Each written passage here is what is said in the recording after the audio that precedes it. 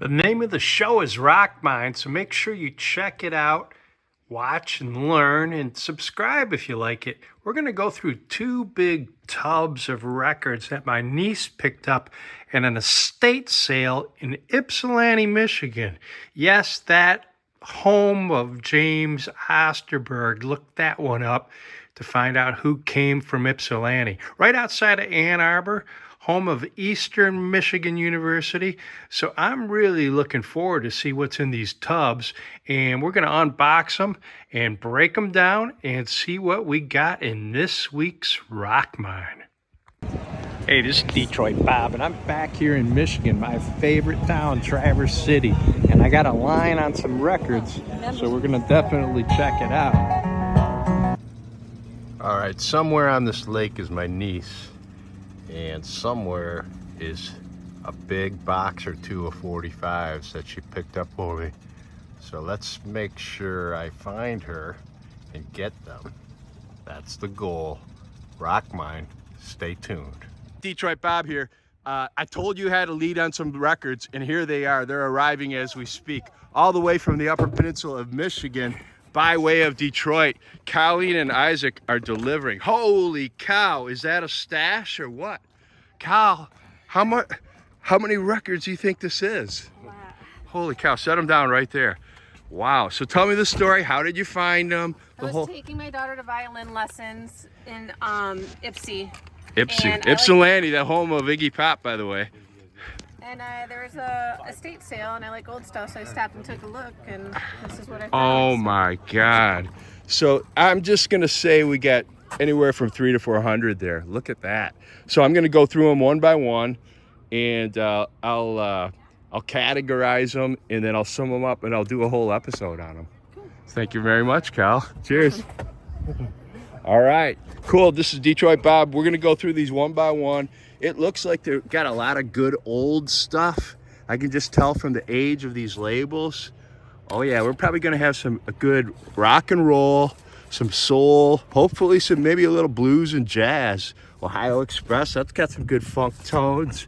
Lori Records, look at this. This is the stash. Holy moly, Bob, you'll be right. All the way from Ypsilanti, look at that. The Kinks, well-respected town. The Kinks? Oh yeah. Well-respected man, so. Awesome. And I remember when you called me, you were like, should I get it? Should I get it? And then I said, nah. And then I called her back and I go, get it. Just get it. No, you just like a mile away. Yeah, this is old school, this Cameo label. So that, I know Seeger had some stuff on there. Oh yeah, this is right in the sweet spot, Kyle. These are older labels. Yes. You know what I mean? Yeah, no, it will be. So what we'll go through, this is her mom right here, Nancy. She's the one who turned me on to rock and roll at a very young age, driving around in the back seat of the '74 Cutlass with the 8-track player. And this is her daughter. So the rock and roll is get together, you guys. So the rock and roll is a family thing, and these are the two hippest chicks on the face of the planet. And Nancy's had a few cocktails. It is 4th of July, sorry. Absolutely. All right, thanks, ladies. All right, Detroit Bob, just a quick scan, and I'm already liking the age of the labels. You got a Cameo label there, some old Atlantic spinners. And remember this horizontal bar on this Mercury, that suggests an older label, single color on the label. They didn't really get into the fancy colors later. Kinks, well-respected man. Condition looks okay, but you know what? It's gonna fill a lot of holes in my, you know, these aren't sleeved for the most part. The few that are, there's a promo copy, Wonder Gap, never heard of them. So that's interesting. There might be a few gems in here. The Moments, Goldies 45s. So these, like I said, looks like a German label there. So there's some really, really good potential here when you start seeing these old oddball labels. So you look at these, just pulling a few, like look at that. That's an unusual label, and it's unusual to have 3 of them or 4 of them in a row that are sleeved. So Elvis Costello watching the Detective at 33 1/3.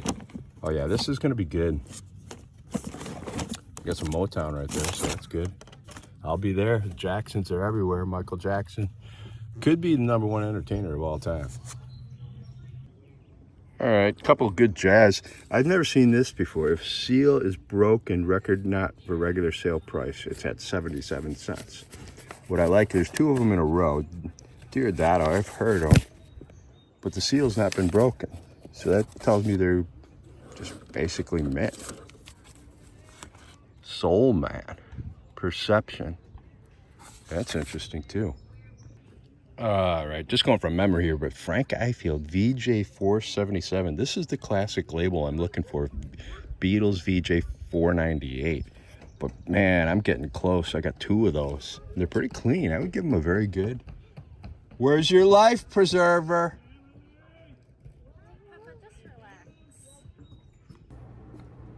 All right, let's call this box number 1. A little background on this. Ypsilanti, once again, a suburb of greater metro Detroit. It's its own town. I would call it a suburb of Ann Arbor. Ann Arbor has a big university, University of Michigan. Home of Iggy Pop, Ypsilanti, Michigan. Eastern Michigan University, a smaller university. I would dare say that there was a lot of 60s, 70s, and 80s record collecting going on in this area. So let's just hope we ran into somebody's collection. Apparently, the guy wanted $100. He wasn't going to bend, and that he bought this himself as a lot. It was not out on the floor. It was asked for after passing on the albums. And I told her to go through it to see if there was any Beatles. My theory there was if the Beatles had been culled or pulled, then a lot of the other good stuff would be culled or pulled. So she said, yeah, there's Beatles, Rolling Stones, and Kinks. I'm like, yeah, it sounds like it might be a curated collection. Let's see what we got. So this is what you get when you open the lid. You might say, oh my God, there's no covers on these. Well, 45s don't have covers, notably. A lot of collectors collect them as is. Okay, we got some separators. We got one cover there, some dividers, some packaging paper. Let's just start looking through them and see what we got. So I'm going to go through these pretty quick and just give you my my first impressions. So far, a lot of comments. Ohio Players, Verve Records, great label. Smash, Bobby Vinton. Okay, so I'm just getting a little taste of the pool, if you will. So far, nothing special. Those are what I would call commons. Let's see, I'll set these over here to the side, and then we'll continue with this little side stack. Let's just go through them all quick and see what we got. If I have anything good, I'll just stop. Andy Kim. So this is 70s popular stuff. Heart, Crazy on You, Wings. You might see something that you really, really like. I'm just going to tell you my gut instinct. Boogie Fever. It's all popular stuff. But then you're getting an old label. See those horizontal bars? And it's got the actual address literally printed out. That's an older label chart. All right. Four Seasons. And these so far are good, plus very good condition-wise. I don't see anything like blowing me away one way or the other. So we'll set them off to the side as we go through them. I got wide angle on. We'll try that view. We'll zoom in a little bit. So far, nothing's really jumping out at me. Ambrosia. Foxy, that's the third time I've seen that. Bill Black combo on high. Now, I know they have a Northern Soul. I'm going to set that aside, and maybe that's the Northern Soul. Once again, Northern Soul, I've been zeroing in on. My ultimate fantasy is finding Beatles 398. Here's another one with an address on it, and it looks sort of homemade. I'm liking the look of that. So maybe I'll put a little set-aside label. Now all of a sudden we're getting into some older stuff. Harold, Eddie Kendricks, got some Motown going, Rick James. Which one is it? Hollywood, I think. You and I. That's a good early hit by Rick James, but popular. Everly Brothers, nothing really blowing me away so far. A lot of beat-up stuff here. Big Top Records. I'm going to let you know what jumps out at me. So far, sort of popular 60s and 70s with a sprinkling of old stuff. Let's get these sort of sliders out of the way here. Pledging My Time, backed with Rainy Day Women. It's a good record. The Beatles, I Want to Hold Your Hand. Of course, it's a great record. Heat Wave, and you got to remember their big one was Boogie Nights. Got a great riff there. So we got some dance stuff going on. Donna Summer, Dim All the Lights, probably a hit on the other side. There you go. Eddie Money. Al Martino. I always get excited when I see that yellow and orange capital label because I think it's a Beatles. And some real common stuff here. Dionne Warwick. I'm not saying these songs aren't great. I'm just saying most of the stuff I already got. Not a lot of big Morris Albert fans out there. The Hunter by Albert King. That's interesting. Albert King, most notably noted for Born Under a Bad Side and Crosscut Sauce. I'm putting that in the cool pile. Who knows? Probably had a lot of common. Here's a nice Creedence, a little beat up. This Girl's in Love with You.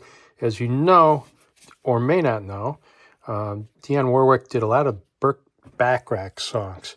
I love the Tamil label. Heard it through the grapevine, a well-played copy. Polk Salad Annie, great song.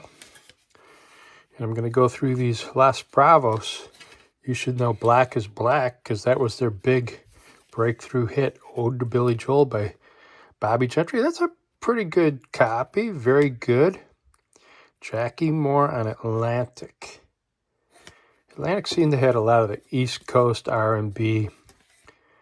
You'll see a lot of Ray Charles on Atlantic. And how they ended up with Aretha, I don't really know the full story, but Motown didn't. Barbara Lewis, she shows up in a lot of lists that contain Sitting on the Dock of the Bay. Now look at that. It's a great record. Released after he died, posthumously. Am I saying that right? But never really got to enjoy the fruits. Here we go, VJ 608. Of course, I'm looking for BJ 498, and that is the Beatles' first release. And here's VJ 456. The Beatles' first release in the United States was a flop, and it was misspelled with 2 T's initially. And Dick Biondi played it on WLS. And therefore, it just is a very rare collector's item because by the time they made it to the big screen, if you will, here's another Candy Girl. These are the types of labels it would have been on. But this is so worn. This is BJ 439. I'm looking for 498. Let's take a little break.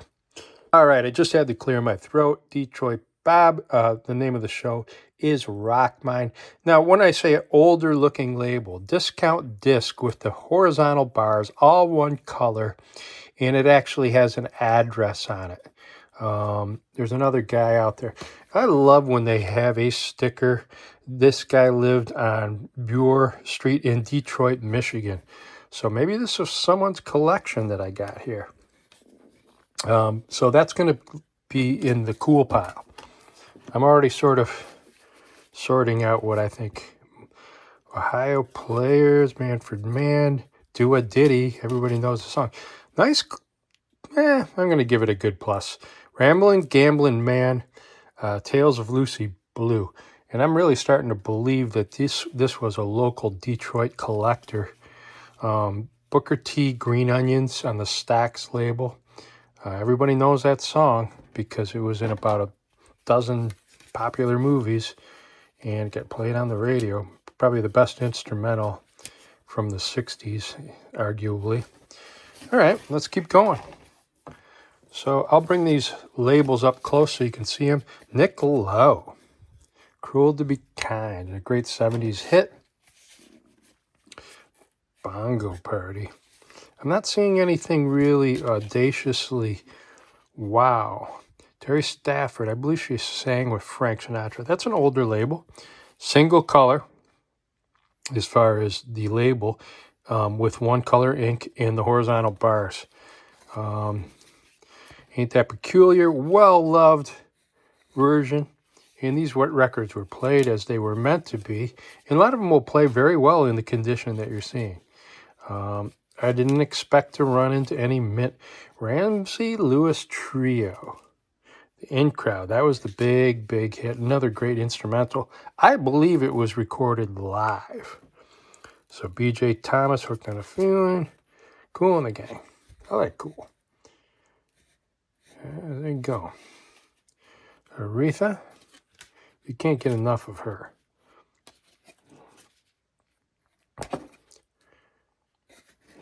So, if anything, I'm going to round out some of my Motown here. Diana Ross. And some of these will go through quick. Hotline by the Silvers. I think that was their follow-up to, what was it, Boogie Nights? I can't remember. The Johnson Family. The Mamas and the Papas, I Call Your Name. Peter Brown. Crank It Up, Funktown. That looks like it might be a little bit more obscure. 79. I'm not familiar with the label, so I'm going to put that in the maybe. Anything with the word funk in it gets me excited. Funk, soul, or rockabilly, or rock and roll. That word in it seems to really do good. Kinks. Brainwashed. Victoria, that's a great song. And there's Ape Man. As a matter of fact, I just sold one of these today. So Mother Nature sometimes works like that. Human nature, Mother Nature, innate intelligence. Tokyo Melody. Interesting. Four Preps. Dixie Cups. Everybody knows Chapel of Love, right? Here's another example of an older label. One color on the label, one color on the ink, the horizontal bars. And it has an address. Sometimes they'll actually get right down to the street address with the zip code. But they didn't have a lot of zip codes back in the 1950s. This one is just sitting. That sat on a shelf for like 20 years, collected dust. But it was played for another 20 years before it. So far I'm liking what I'm seeing. The conditions are very good. The Spinners. Gotta love the Spinners. Could It Be I'm Falling in Love? I think it was the real first big one. Of course, arranged by Tom Bell, you'll see. And that's when they went over to Atlantic and picked up Philippe Wynne as their co-lead singer. And he really, really brought them to another level, in my opinion. Gladys Knight. And she's on Buddha there. Gladys is on a lot of different labels. So if you like her, you got to... Everybody knows this song, 5 O'Clock World by the Vogues. And that was a great, great one. I'm not going to call it a one-hit wonder. I love the Kinks. You Really Got Me. Well-loved copy. Sitting on my sofa. Dedicated follower of fashion. I like that. So I'm getting some Kinks in here. And Kinks, once again, Lola. Looks like a different version. Here's another obscure label. Par 7. So who knows? It might be a novelty record. I'm going to put it in the weird pile. So we're just going through these one by one. And this is instead of doing it in the store, I just said yes, buy it. And I sight unseen bought this 2-tub lot of records for $100. So, and no bargaining. But so far I think I'll get my money back, and I think I'll probably quadruple my money.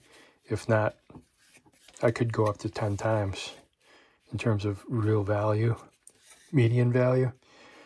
All right, a lot of 70s stuff. bits and pieces. Dave Clark 5. What really does well is the old soul music. Gladys Knight has one on the Northern Soul we've talked about endlessly, but I like the Motown stuff. And if I can get a Northern Soul that's also a Motown, yeah, I guess I'm going to go for it. Peaches and Herb. You'll notice sometimes they have a writer listed, and you'll notice the name of the writer is a Motown or an artist that you know. So look in parentheses underneath your titles. Hot Chocolate. What was their big one? Come on, help me out there. Donna Summer. MacArthur Park. Not one of my faves, but she had a run, didn't she? Okay. Got the old... Just heard this one, I think, today by Sly, man. He had a great band. Oh, so what would happen if you took Aretha Franklin and put it with Sly Stone, the Family Stone, put her with that band? Here's that Bill Black combo, and I can't remember which one is their crossover. Two Lovers, a great song by Mary Wells, and an oldie, and it looks at Chuck Berry on the original Chess label. You never can tell. So that might have some value. It's pretty beat up, but I'm putting that in the cool label. Here we go. Eddie and Dutch. Gladys Knight. If I Were Your Woman. Love on a Two-Way Street. I'll go through it. Got to Give It Up. Also known, I believe, as Having a Party. That one. That's a party starter right there. That's a very good, maybe very good plus. Don't Leave Me This Way. Thelma Houston. I don't believe she was a relative of Whitney Houston, but I'm not sure. Sing a Simple Song. Everyday People. That was a huge hit. So we got some soul in here, which I like. It's not all bubblegum.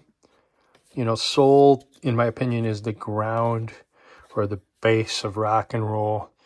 Someone asked John Lennon once what would be another name for rock and roll. He said Chuck Berry. You could just recall rock and roll Chuck Berry. Now, is Chuck Berry soul? I wouldn't say so, but we got to get over just putting these broad classifications on stuff. The Kingsmen. What I like about them, Louie Louie, but they were just sort of a garage rock phenom. So you'll find, here's Fats. I'm Walking on the original Imperial. Spinners. Man, Walking My Cat Named Dog. Norma Tanega. A New Voice. Wow. Now I'm rocking back and forth a little bit because my feet get a little tired. And I'm hunched over. But I'm liking what I'm seeing.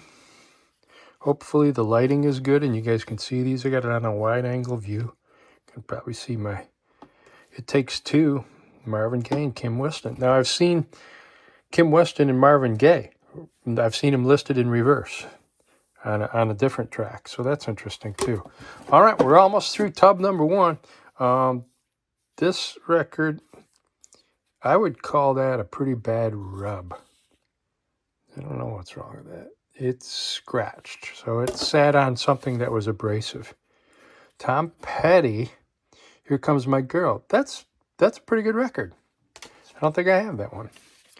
So Tom Petty's starting to get big. You know, unfortunately, when these stars pass away, Warmth is Done, Dance, Dance, Dance. When they pass away, unfortunately, that's when their catalog starts to get more valuable. I don't know why that is. It's like, can we just appreciate these people while they're still with us?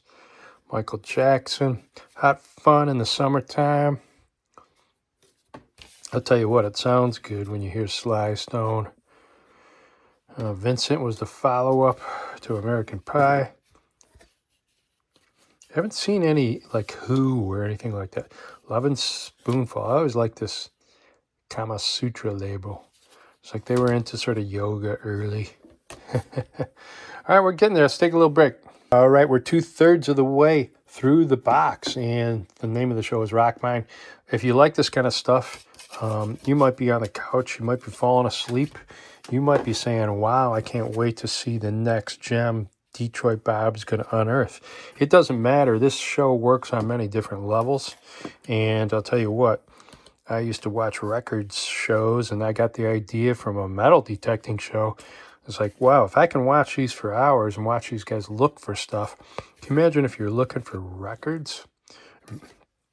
45s are my specialty, and that's what we zero in on because I have a 1963 Row AMI, and that's a jukebox which has 100 selections, which means 100 records, I should say. It's a great breakout song for Steve Perry from Journey. So we're getting some 70s stuff. But back to the jukebox. And I love this. Here's Sherry. She put her name on it. So when she went to a party, she didn't want anybody stealing her Gilbert O'Sullivan album. There you go. Last Kiss by Wednesday. Wow, we're getting through it. But my Row AMI is 100 records. But 100 records in a jukebox, since you can play both A and B side, is 200 selections. And the cool part about a Row AMI from that era, 1963, built in Grand Rapids, Michigan, is that you can basically put in two different kinds of records, one with the small spindle and one with the large, like you see here.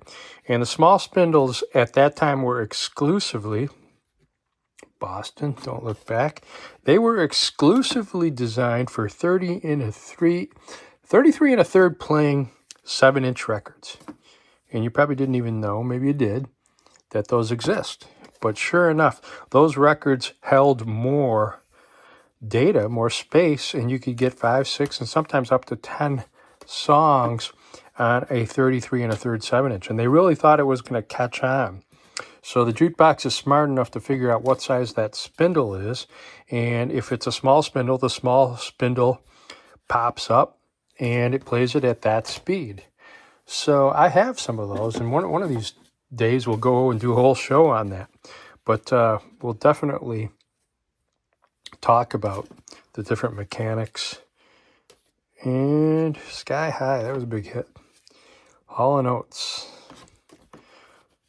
This is a third Boston so far. Then Knack, My Sharona, there she is right there.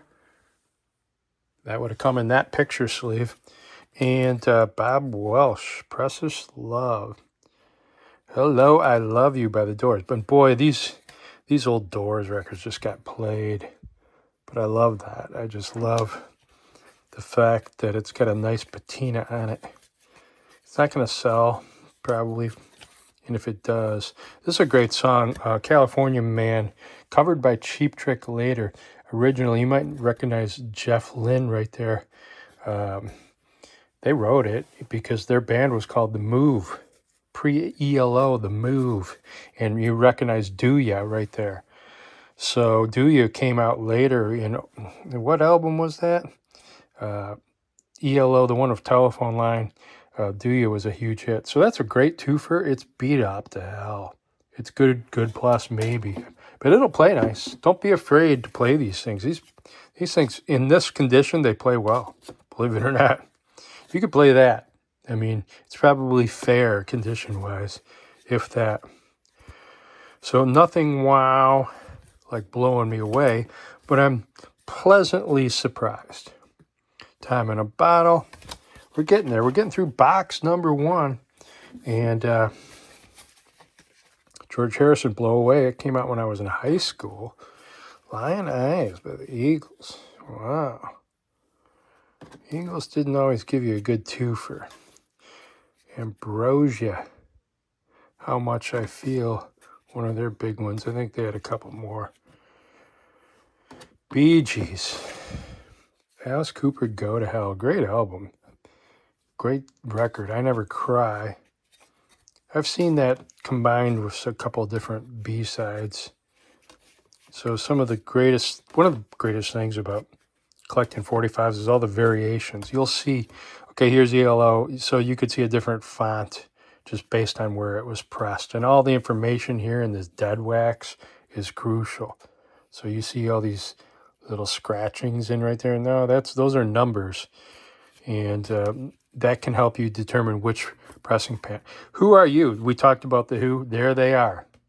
Look at that. It just sat on somebody's counter for like 20 years.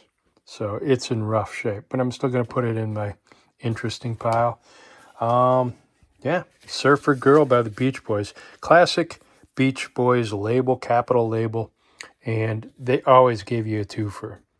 Or everything they just did just became a twofer. We Will Rock You by Queen. We Are the Champions. You can't have enough of those because Queen just sold their catalog for $1 billion. Foreigner, Hot Blooded. They're trying to get into the Rock and Roll Hall of Fame. Carry On Wayward Son. Van Halen. Dance the Night Away. I love this. You might say, like, oh, these are all beat up. These are players. These are ones you keep in your collection. You don't necessarily sell them, but you put them in your jukebox. They're a little beat up. You clean them up. Freddie Fender, Wasted. These are great songs. Hold On. 10cc. The Things We Do for Love. ELO. I love ELO. Don't Bring Me Down. That's a very good record. I'm going to put that in my A pile. So I sort of, if you see here, I've got an A pile here. I've got an over here. So I'll probably maybe just sum up my A pile. I don't know if I'll have time to go through all of these. Verve is a great label. So they got a lot of good blues, jazz, and they're pretty discriminating in their taste. So if you're on Verve, it was almost like a record collector's label, in my opinion, or sort of a jazz snob label. Help me out there, people. Okay, George Hamilton. Itchy-Boo Park, Small Faces. You know the song. You might not know it by the title. It's All Too Beautiful, I think is the chorus. Notice the name Ronnie Lane and Steve Marriott, who went on to form Humble Pie. So I'm live. Here's that Rick Tick label. And that is J.J. Barnes. That may be a Northern Soul. So this lady just wrote on there her name right there. Lola, Lucille, something. I don't know what it says. So it's beat to hell, but I love it because it's a piece of American history. And for nothing more, Frankie Lyman and the teenage Why Do Fools Fall in Love. I got this on 78. So Frankie Lyman, once again, I think he was one of these guys that had a great voice. His voice changed, and that was it. Plus, I think he got ripped off. I don't think he ever got his due in terms of... now, here's somebody who just made sort of a homemade sleeve. So we're almost through box one. Let's see what else we got. Peter Frampton, I'm in You. The sort of a lame follow-up to Frampton Comes Alive. And, it just really didn't have the frickin' pop. April Wine, good Canadian band. Here's that Bill Black combo. Just beat the hell. Rod Stewart just put out millions. Here you go. Good Girls Don't. And I wonder if she did, but I don't know. It looks like she may have. Frustrated. Those are both off the same album as Get the Knack. That was their big breakthrough album, and once again, they never had as big success like they did with that first album. All right, take another break. All right, we're getting down there. Now, you don't see Carole King on 45 too often, but this is a great twofer. I Feel the Earth Move from Tapestry, and then also It's Too Late, which are just great songs, both written by her, or at least co-written, and then you got to have this in your collection. So Grace Slick brought this to the band, Somebody to Love. Recorded November 15th, 1966. It still holds up really, really good. I saw her sing this, but this is a great twofer because you got White Rabbit on the other side. Also credited to Slick. That may be her husband, not Grace. I'm not sure on the Slick. I think she was married to a man or had a relationship with a man, but I'm not sure about that. So a little help out there in the comments would help. That's going to go in that's a cool twofer right there.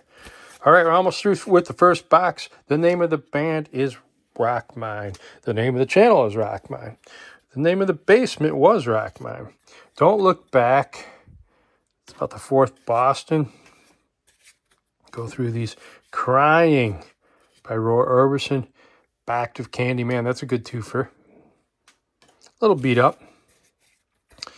And these are beat up like because they were played. They're not like jukebox beat up. There's a difference. I'll explain it to you sometime. Commodores. Ronnie Millsap and Robin Gibb. We're getting down there. What else we got?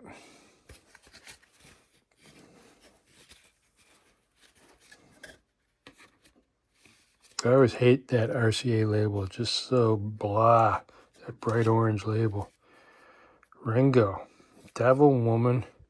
You're 16 was the big hit off that one. Chicago. If You Leave Me Now, that's when they went in what I call the yawn phase. A good song, Here You Come Again. Babies, I thought they should have been huge and should have stayed together. Every Time I Think of You, it's a great, great song. Was it John Waite, the lead singer? Jonathan Cain, I believe, also came from that band who went on to Journey. Earth, Wind, and Fire, Let's Groove. Oh, chewed up, isn't it? Follow My Heart, REO Speedwagon. Keep On Loving You, that was their big hit. Now, there's some jukebox wear right there. So I take that back. Daniel by Elton John. Back with Skyline Pigeon. I bought that album and just about cried because it didn't have any hits on it when I was in my 12th year. Highway to Hell. Backed with Night Prowler. I bought that album when I was 18 and jammed. Almost through. It's a Laugh. Second one I've seen that.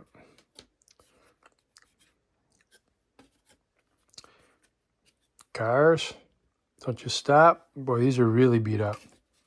So let's call it a box. So far, so good. I think this is this is an interesting pile right there. If those are each worth $3 to $5, and I've already made my money back. All right, a few stragglers that I found in there. Chicago. Smokey, Second That Emotion. I'll put that in the cool pile. I don't know if I have a copy of that. People. Dion. Didn't Have to Be So Nice. There's Verve, I should say. K-Star. Honey Dove. Journey. Any Way You Want It. The Doors, Crystal Ship. Boy, these are well loved. Light My Fire. And When You're 21, how old was the lead guitarist of the Doors when he wrote that? 21. All right, the name of the show is Rockmine. This is Detroit Bob. I've gone through this box. I sort of picked out this nice little pile right here, which I call it my interesting pile. We'll look those up. We'll look them all up. I'm going to reclose this box. I want you to learn as much as you can about collecting records.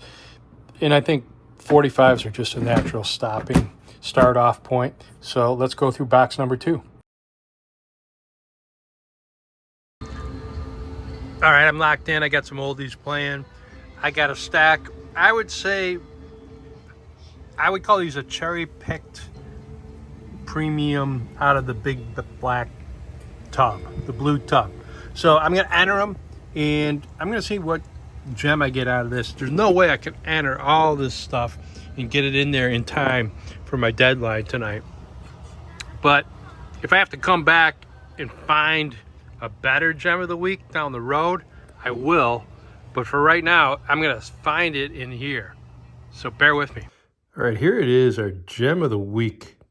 I Found a Love by J.J. Barnes. But The A side is Please Let Me In, and this had me up all night. It's not J.J. Jackson. It's All Right fame. This is J.J. Barnes, and he was an American R&B soul singer out of Detroit, born in 1943.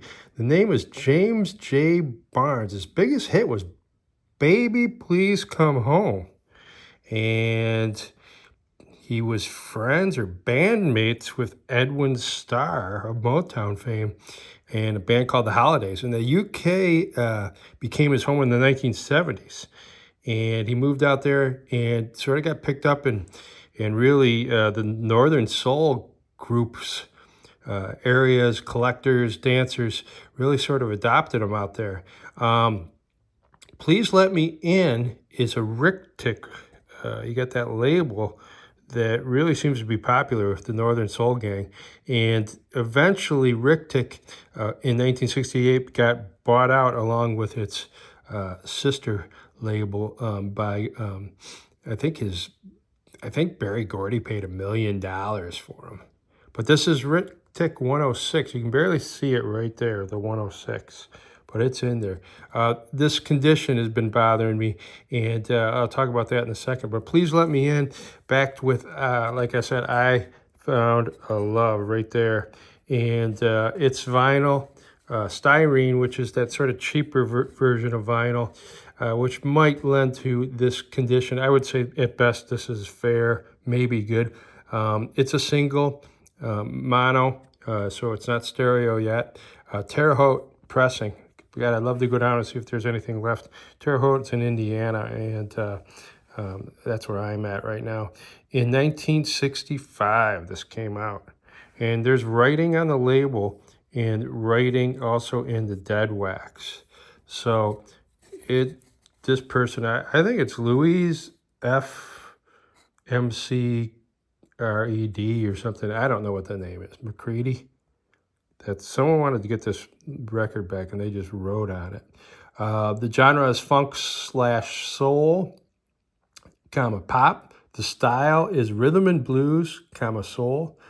39.5, but look at a whopping 62 watts. So it's almost like 2 to 1 the opposite way. So the median value on this is $51.95.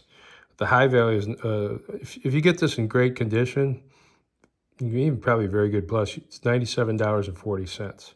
So bottom line, let's go see how it plays. You know, if it's in terrible condition, I want to see how it plays. So I'm going to go throw it on the turntable, and can we get good music in my $80 ears from something that, well, let's just check it out. Let's throw it on the turntable. Let's try with this side first. Let's get zeroed in a little bit here and see if this thing plays, right? That's the bottom line. Does it play? It's a little warped to get it on there a little bit better. Now this is just my junk turntable, so don't get on me about equipment.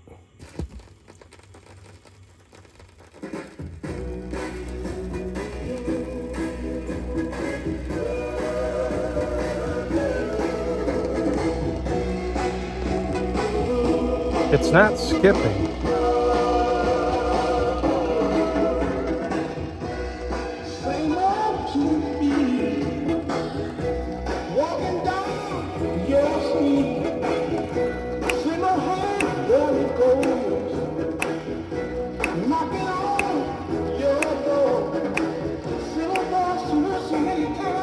It's not the greatest sound, but you know what?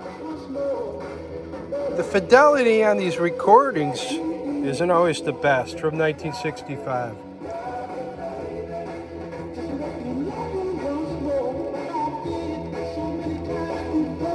No skips.